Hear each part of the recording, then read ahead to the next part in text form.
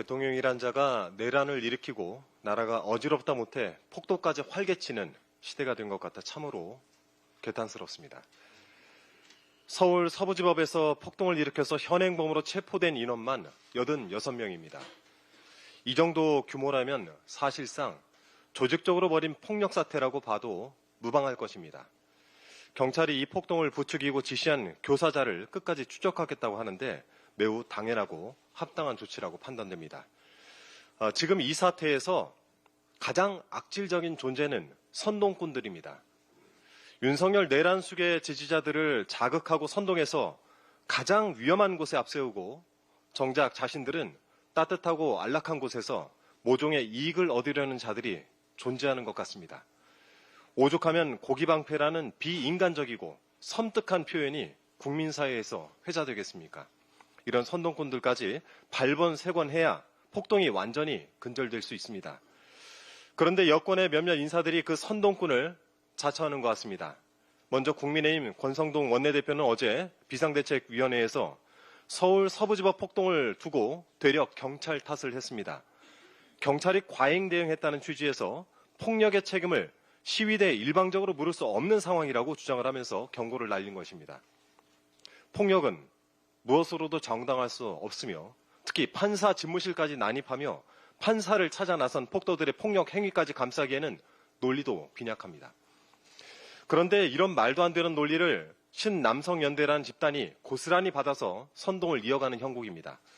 이 단체는 유튜브 커뮤니티에 공지글을 올려서 경찰의 대응이 도를 넘은 폭력성과 비윤리적 행위로 시위자들의 감정을 극도로 자극했다라고 주장을 했습니다. 그러면서 경찰 행위와 관련된 자료를 수집하겠다고 합니다. 상황이 이러한데 본인들이 내세워서 뽑은 대통령이 내란을 일으킨 것도 모자라 그 대통령을 옹호하는 세력의 폭동까지 선동하고 있는 것입니까? 여기에 윤상현 의원은 서울 서부지법 폭동 사건의 트리거로 지목되고 있습니다. 지난 18일 서부지법 앞 윤석열 지지자들을 향해서 법원 담을 넘은 청년 17명이 유치장에 있는데 곧 훈방될 것이다 라는 취지로 발언을 했습니다. 불법적인 행위를 저질러도 처벌을 받지 않을 것이란 인식을 심어준 것도 모자라서 애국시민 여러분께 감사하다라면서 그릇된 영웅심리를 고취시키기도 했습니다. 이를 크게 벌여놓고 자신은 트럼프 대통령 취임식 참석자 미국으로 떠난 것으로 알려졌습니다. 가는 비행기 안에서 잠은 잘 오고 밥은 잘 넘어갔습니까? 이에 더해서 국민의힘 김재원 전 최고위원은 이들이 윤석열의 성전에 참전하는 아스팔트 십자군이라고 추켜 세웠습니다. 황교안 전 미래통합당 대표는 이들에 대해서 무료 변론에 나서겠다고까지 말했습니다. 그러면서 다른 변호사들에게는 실비라도 지급해야 한다고 계좌 번호를 공개해 모금을 시작했습니다. 이해를 할 수가 없습니다, 정말. 온라인에서는 119 자유민주항쟁 선언문이라는 괴 문서가 떠돌고 있는데요. 이 글은 지금 바로 행동하라라는 선동성 글로 끝맺음하고 있어 대단히 위험해 보입니다. 집단적으로 이성을 놓은 것 같습니다. 다시 한번 강조합니다만 국민의힘은 이런 선동을 당장 멈추기 바랍니다. 노벨문학상 수상자 알베르 카뮈는 이런 문장을 남겼습니다. 어제의 범죄를 처벌하지 않는 것은 내일의 범죄에 용기를 주는 것이다.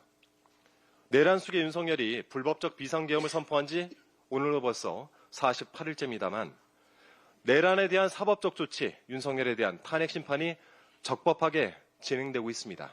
그렇게 믿습니다. 그 틈을 타서 이런 폭동이 발생한 것을 보니 여러 조치들에 더욱 속도를 붙여야 되겠습니다. 더불어민주당은 이번 서울 서부지법 폭동에 확실하게 대응해서 두 번 다시는 이러한 범죄가 발생하지 않도록 최선을 다하겠습니다.